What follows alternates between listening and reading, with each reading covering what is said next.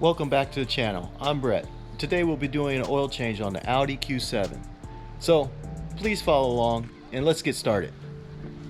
Now today we're doing an oil change on the Audi Q7, but keep in mind the basic principles of an oil change would apply to just about any vehicle you may be doing an oil change on.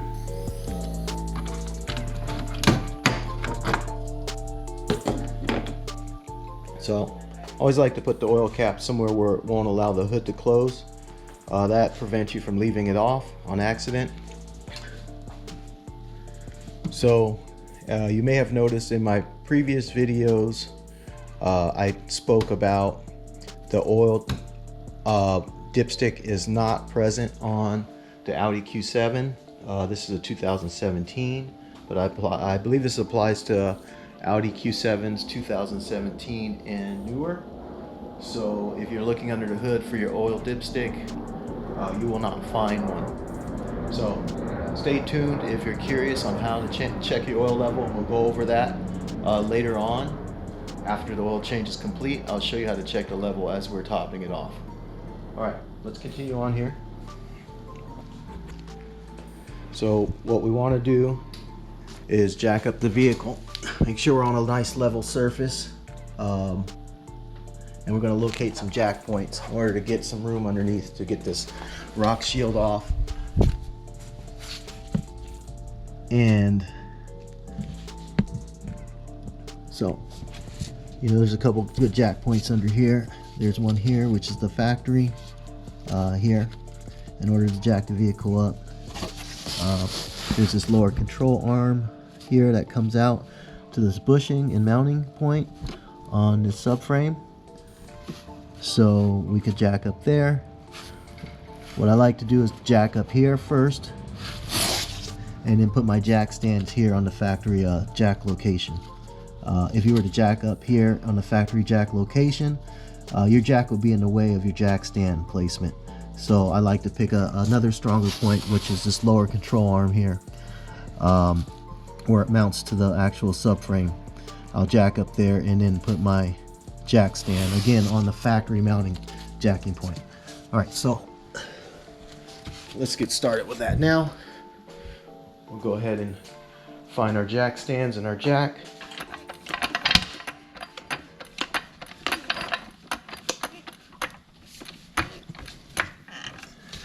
As you can see there, we're going off of the mount of the lower control arm to the subframe. And we'll jack up the vehicle in this location here.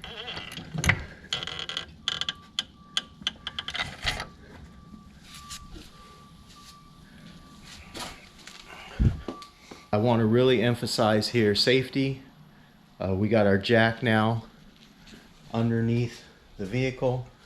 We got it off the ground so we can get more space to work underneath. However, I can't stress this enough. Safety first, so we're going to use jack stands. We never trust a hydraulic jack, to hold up our vehicle. So make sure we grab those jack stands. We're going to grab those now.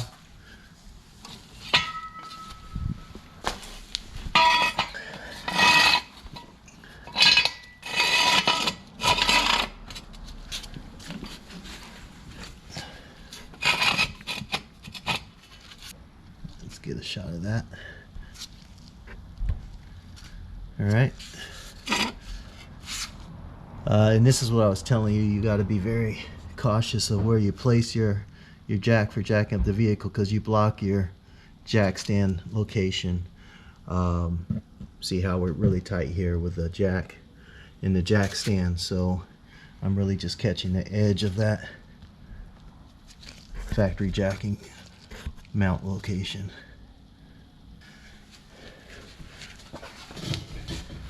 I'm going to slowly lower the vehicle down on this jack stand.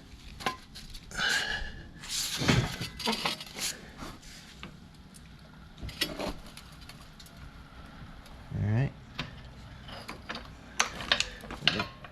Leave the jack under there, still raised up slightly, while we check our placement here and make sure everything looks good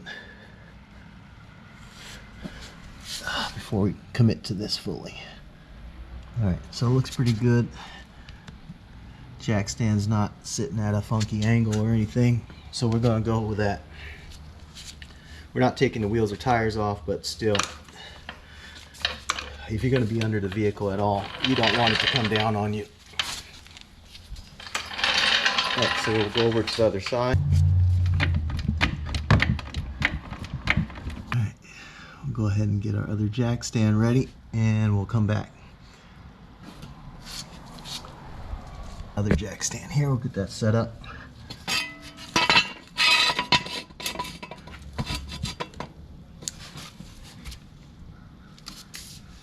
Alright, again, we're fighting for space here, as you can see, with this jack.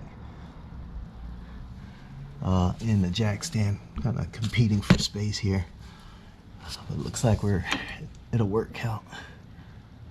So we're going to go ahead and slowly lower it again.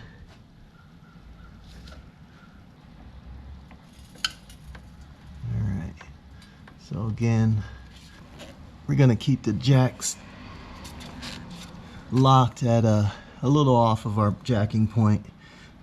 Take a good look at it once over again, just to make sure everything looks good. And then what I like to do is just go ahead and leave the jack in place. Not too much pressure, but just as a backup to jack stands.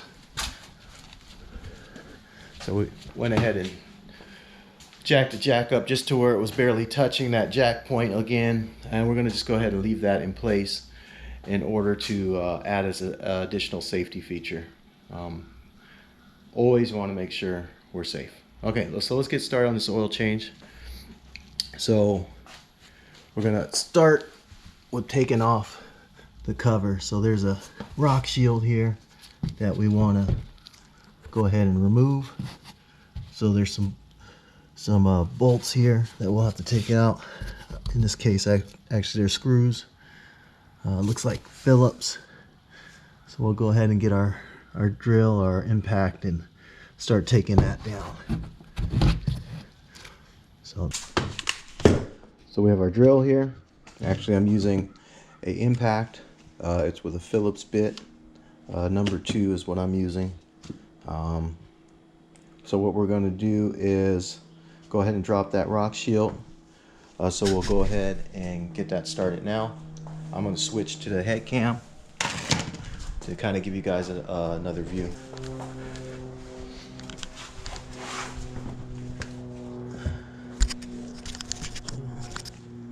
Hopefully you guys can see.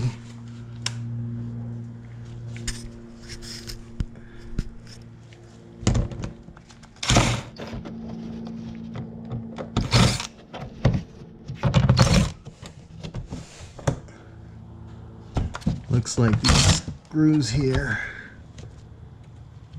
have clips to prevent them from falling all the way out of the rock shield. So we'll go ahead and just loosen them up.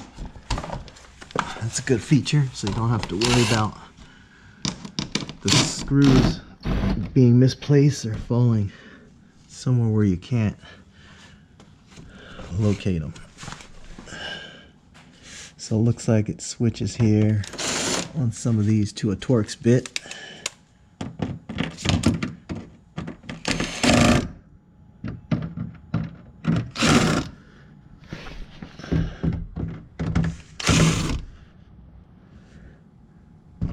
Those are Torx.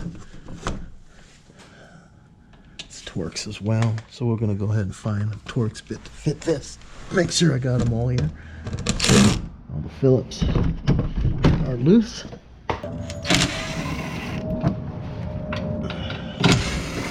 Alright. So we're going to drop the rock shield. Just going to slide it here under the vehicle out of the way. Keep all my screws in a good location so we don't lose them. Alright, so here is our oil pan. Looks like it's a front sump towards the front of the vehicle, which is nice because it's easier to access. Now that we have our oil pan, we have a backup in case we run out of space in this pan. I have a backup real close I can pull over. I'm gonna go ahead and drop this drain plug. Now we got our T45 Torx, a ratchet. We're gonna get under here and drop this drain plug. We have an oil pan here. So I'm gonna go ahead and loosen this up.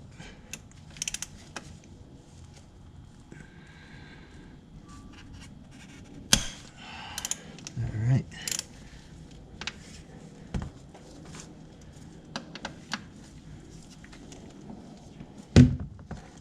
Probably have a rag ready, but I don't. All right, I'll use my socket here to get a better grip on this plug.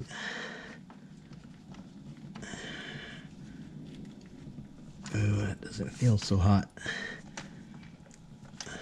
Hope that's not a bad sign, but it is still turning by hand, barely.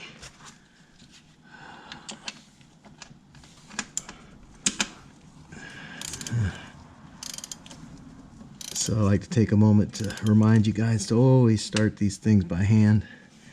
Don't want to cross thread your oil drain plug into the pan, because then you're opening up a lot more work for yourself, if not just having to replace the whole pan itself. So hopefully that's not the case here. I didn't see any leaks around this drain plug, so I'm assuming it's in good condition. We'll take a look at it after the oil's out.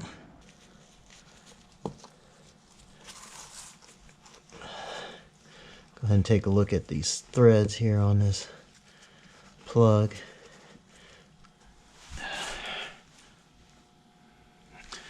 Get out into the sun here. Let's see. Doesn't look too bad. I think we're okay.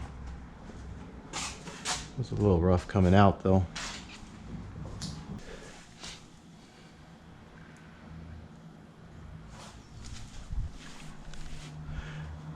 All right. So normally I would let it drain until it's a slow drip, but for sake of time in recording this video, I think I'm just going to plug it and we're going to move on.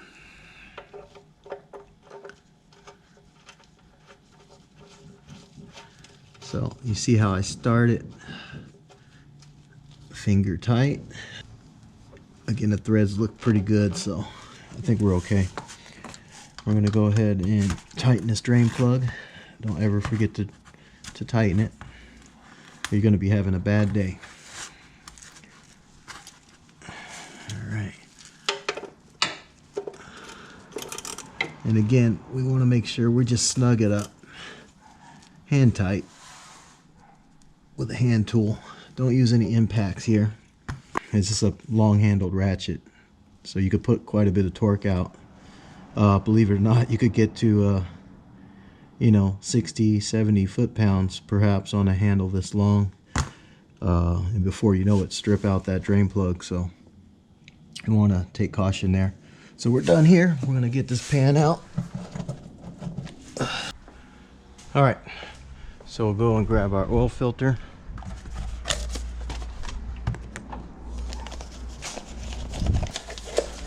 So you can see here, oil filter I'm using today is a Wix WL10345. Again, it's a Wix filter. All right, so we'll go ahead and change the filter now. So it is a cartridge element. We do have the O-ring as well to go on the cap. So in order to do this, we're going to have to grab a screwdriver, and we're going to have to remove this engine cover.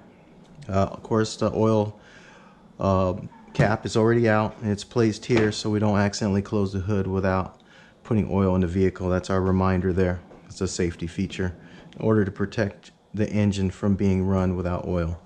So first, we're going to reach in here and locate these clips with our screwdriver. hopefully you could see that there, and we're just going to pry the clip off. Again, same thing on this side, as simple as that. And we're going to go ahead and pop this cover up. There's 2 grommets here that are holding in the center, and then after you popped it up there, you just simply pull forward a little and lift, and it's off. From here you can see your air filter here. This one's quite dirty. It should be replaced soon. I don't have one on hand, so we're not going to take care of that today. So if you move over to the driver's side of the vehicle, you can see here, hopefully you can see this. Let me see if I can get a better view for you. That is our oil filter housing. So there's a cap there we'll have to remove. You see it there? That is our oil filter housing.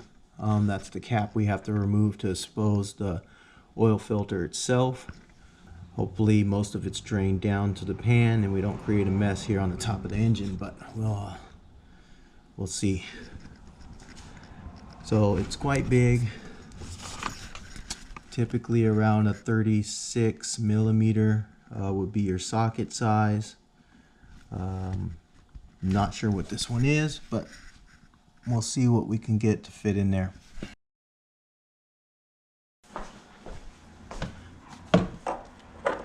Yep. Let's see if I was right. Yep, as I suspected, is a 36 millimeter socket. It looks like we got a perfect angle. All right, and we're just gonna go counterclockwise here, break it free.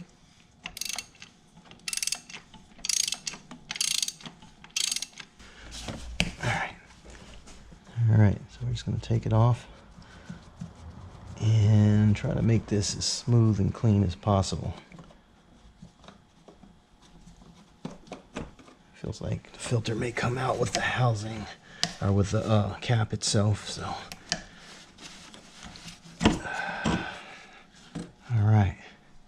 All right. So clean execution here. That's the housing itself, where your oil filter is going to be placed. You see that there? So it came out clear and clean. This is the cap that with a 36 millimeter hex that the filter cartridge resides in. So we'll go ahead and pop this old one out, put the new one in, and put this back together. All right, so it just pops out. Just gonna set this in here out of the way. It looks like there's no oil in there to worry about. It's all drained down once again. So you have this seal here. We're gonna go ahead and replace that. And then I'm gonna go ahead and go underneath that seal. Once I'm under it, I'm just going to curve it and spin it as I walk it out. It'll pop right off. So we're gonna dispose of that there. So again, we're just gonna roll this on here.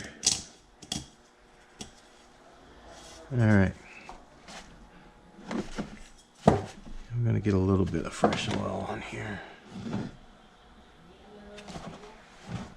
All right. I'm gonna lubricate our seal there. That just prevents it from getting bound up as we're screwing it back in, possibly either being cut or pushed out of place as it's being screwed back together with the housing assembly. So we're gonna go ahead and put the filter on. This is not a directional filter. If it were directional, they would typically make a note of that. I don't see any notation here, so we're gonna go ahead and push that on. Make sure it clicks into place. I don't know if you heard that, but you wanna make sure it clicks. We go back, and all we're gonna do is screw it back in.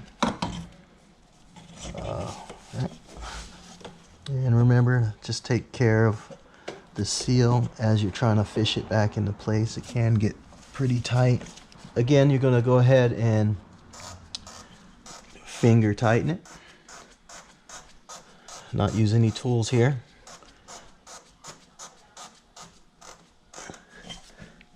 Now we're going to get our ratchet, our extension onto our socket here, and we're going to tighten up the rest of the way. You might want to make a note that this is supposed to be torqued. Technically, in the factory torque on this is 25.5 Newton meters. So we're just going to snug it out up a little bit here. Not going to over torque it. So that's it there. We're just going to add oil. Check the level, start it up. Make sure we don't leave any tools under the hood. All right, before we add the oil though, I'm going to put this cover back on. Make sure it's in place. I'm just going to lower it down. And it's going to have a grommet here that you push down in here. And then we're just going to get back in here with our screwdriver and fish these clips back into place. Make sure you actually get them onto the assembly itself, this lid, or engine cover I should say. So you want to pull up, make sure it's actually catching. So I'm gonna again fish it up here and click it into place. See, now it's not moving. All right, so we're good there. So now we add oil.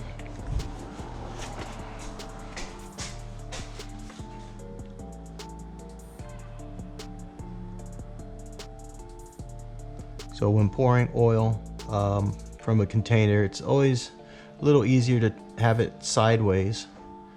I know a lot of people tend to pour this direction, but in fact it's actually, I find it a lot easier to pour with a bottle laying sideways, almost horizontal with the ground itself.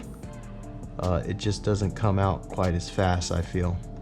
Give me a little more control for aiming to get it into the hole there.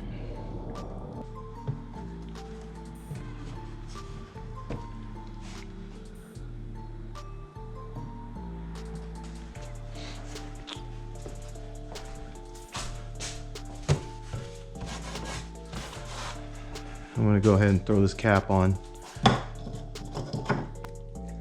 So we're back in the vehicle and we've done the oil change underneath.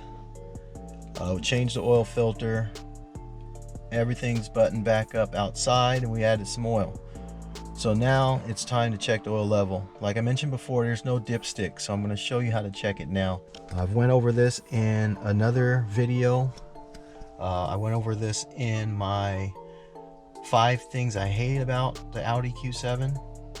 So if you haven't seen that video, please go to my channel and take a look at that, especially if you're an Audi owner. It could be useful. So let's go over that once again.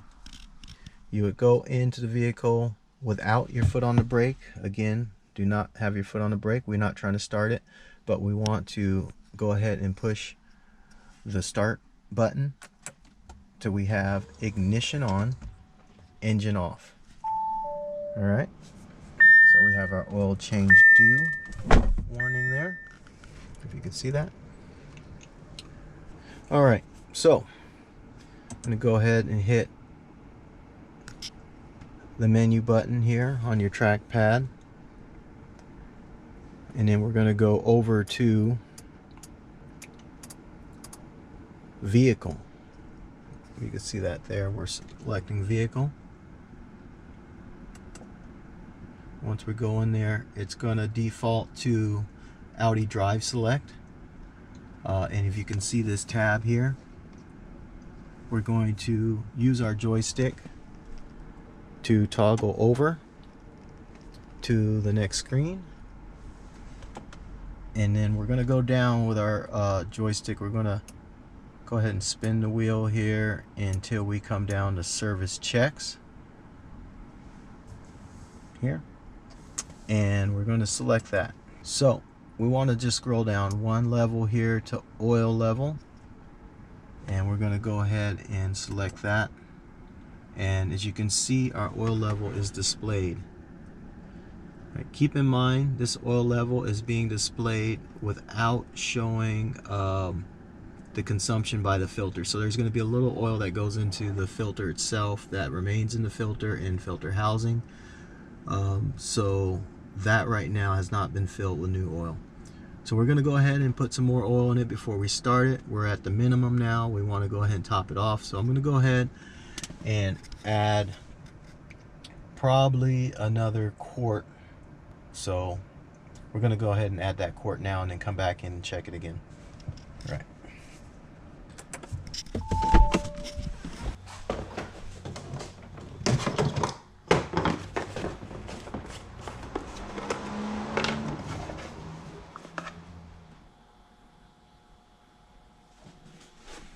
So we always make sure we have the cap on, or we're going to flow oil out of the top of this filler tube. And it's going to be all over the engine bay, all over your shop, garage. All right.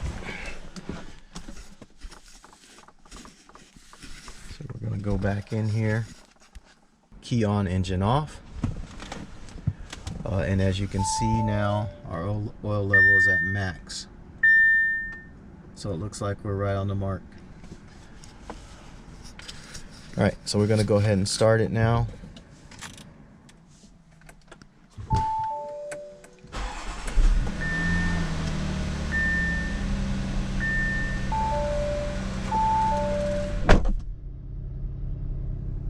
So we're just going to let it run for a bit.